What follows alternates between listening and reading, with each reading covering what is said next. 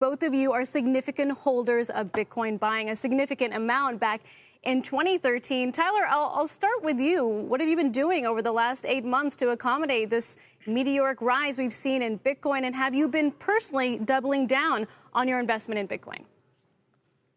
So we've just been hodling. Our thesis is that Bitcoin is gold 2.0, that it will disrupt gold. And if it does that, it has to have a market cap of 9 trillion. So we think that prices Bitcoin it could price one day at $500,000 a Bitcoin.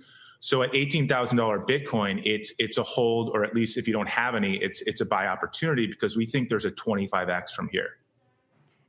500,000 within the next decade. That means that Bitcoin would appreciate about 45 times from where it is right now, if I'm doing the math correctly, Cameron, worth around $9 trillion. I mean, so basically you're saying that Bitcoin could be about 40% of the market cap of the S&P 500. I mean, what takes us there? What's the bull case?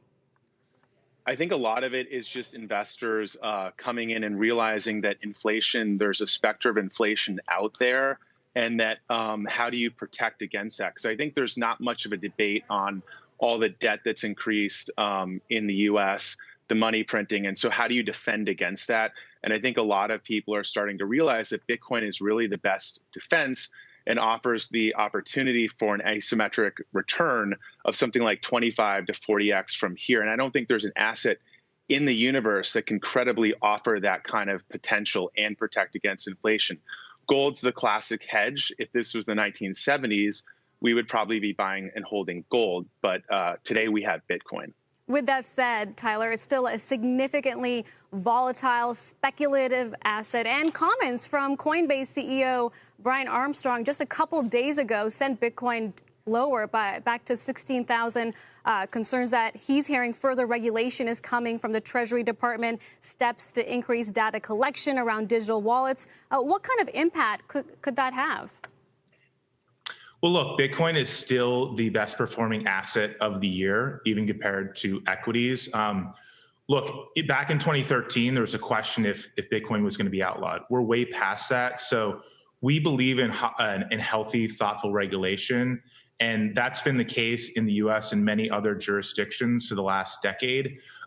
We don't see that not continuing. So we think Bitcoin's here to stay. We think thoughtful regulation around it in the U.S. and other sophisticated jurisdictions is also here to stay. So I'm not really worried about the boogeyman of regulation. That was a conversation that we got past like 5 or 8 years ago. But Bitcoin is the best performing asset of the previous decade. It's the best performing asset of this year, and we think it will be the best performing asset of the current decade. Shepard Smith here. Thanks for watching CNBC on YouTube.